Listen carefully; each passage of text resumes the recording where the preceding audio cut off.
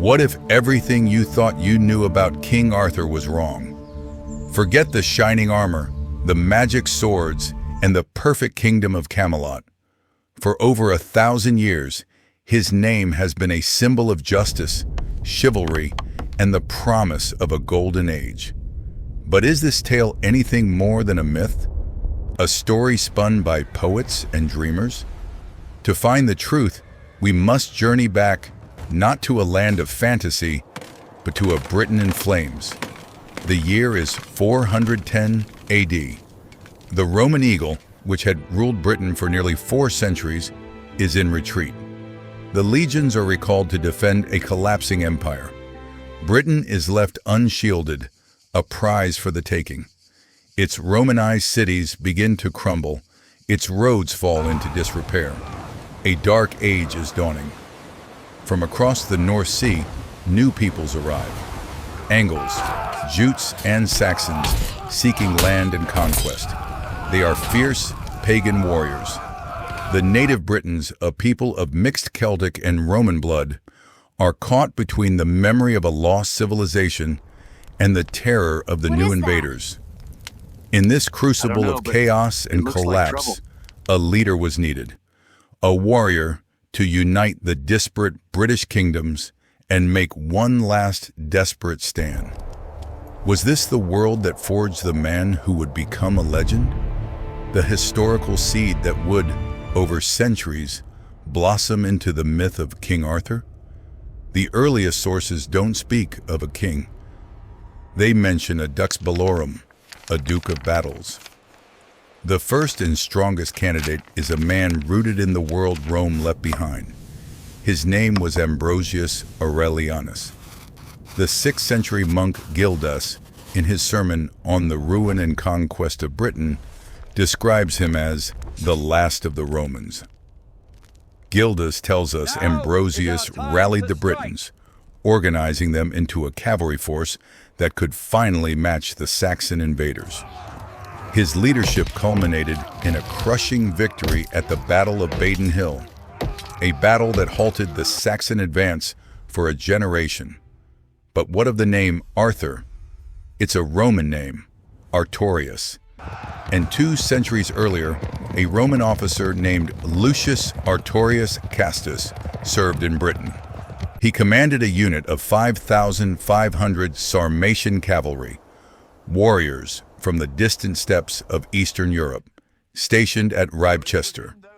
These Sarmatians had their own legends, tales of a hero who drew a magical sword from a stone and whose spirit resided in a tribal banner. Could the stories of these foreign warriors and their leader, Artorius, have lingered in Britain for 200 years, merging with the deeds of later heroes like Ambrosius? Then there is another candidate, a man known as Riothamus.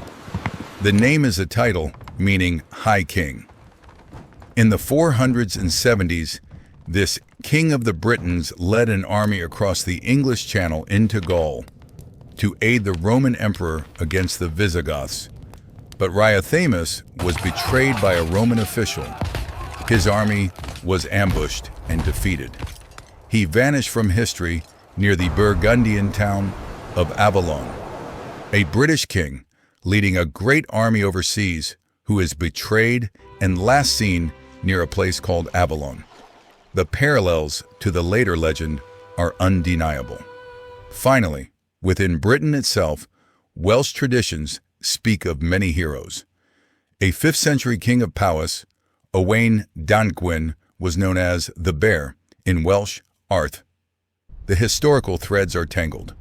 Ambrosius, the Roman general, Artorius, the Sarmatian commander, Riothamus, the High King, Owain, the Welsh Bear. There is no single man, but a collection of ghosts. For centuries, these tales remained fragmented whispers in Welsh poetry, in the genealogies of kings. In a 9th century text, the Historia Brittonum, Arthur is first named. But this Arthur is no chivalrous king. He is a warlord, a dux bellorum, who is said to have killed in one day 960 men at the Battle of Badon. A brutal hero for a brutal age. Then, in the 1130s, everything changed. A cleric at Oxford named Geoffrey of Monmouth wrote a book that would become a medieval blockbuster, The History of the Kings of Britain. Geoffrey claimed to be translating a very ancient book in the British tongue. No such book has ever been found. More likely, he invented most of it. But what an invention! Geoffrey took the scattered whispers and forged a grand sweeping narrative. He gave us Arthur's father, Uther Pendragon, and the wizard Merlin.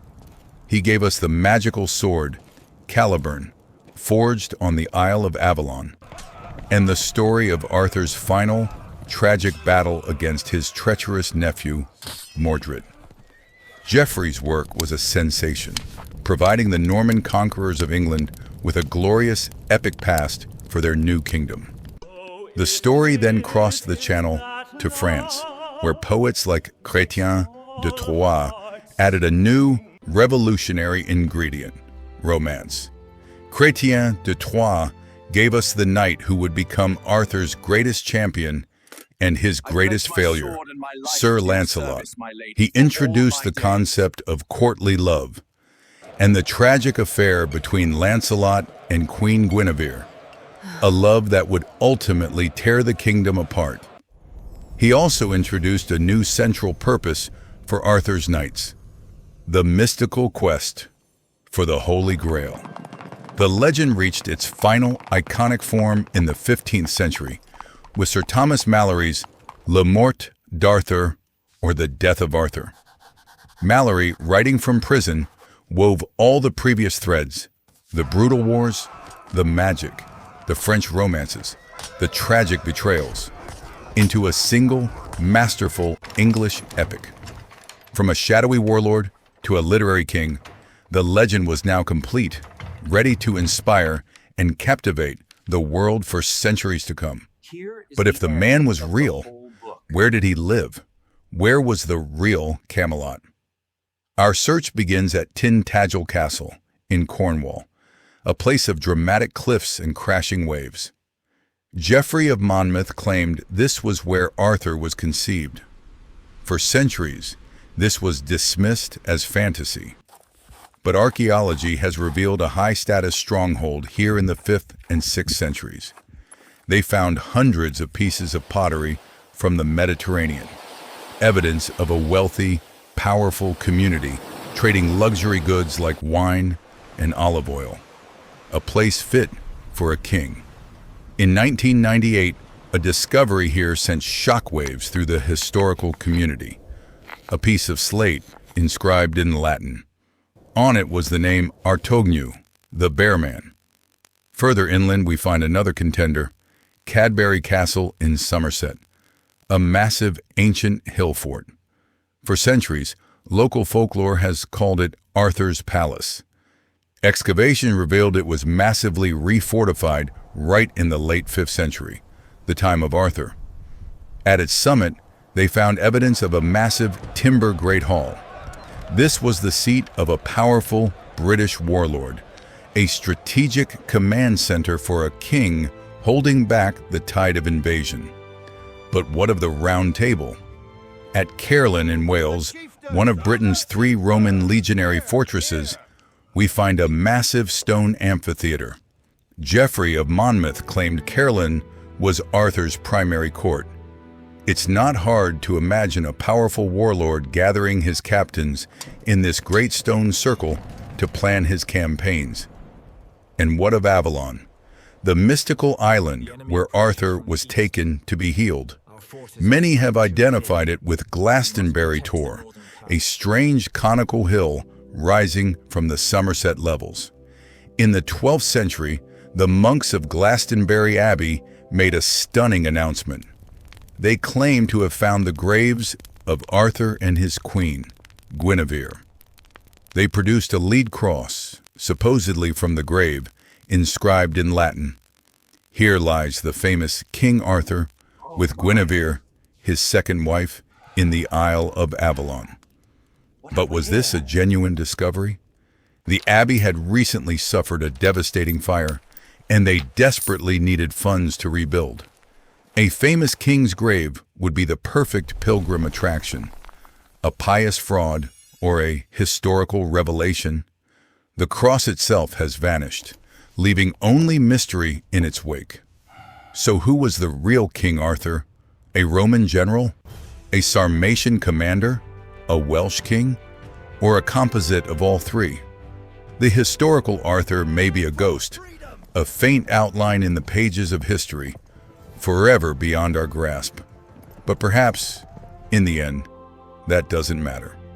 Because the idea of Arthur, the legend, has proven to be more powerful and more enduring than any single man. He is a symbol of hope in dark times, a promise that even in the face of chaos, a leader will rise to defend the realm and uphold justice. The story has been retold and reshaped by every generation. In the age of chivalry, he was the perfect Christian knight. In the Victorian era, he was a model of imperial virtue and moral fortitude, a king who built an empire on righteousness. In times of war, his name has been invoked as a national savior, the promise of the once and future king who will return when his country needs him most. Today, his story continues to explore our deepest questions about leadership, loyalty, love, and betrayal. The historical threads may be thin, but they are woven into a tapestry that is richer and more vibrant than simple fact. It's a story that tells us more about ourselves than it does about a 5th century warlord. It is the story of the enduring human need for heroes, a belief that even in the darkest of nights, a light of hope can emerge. King Arthur may not have been a real man, but he is, and will forever be, a real and powerful idea.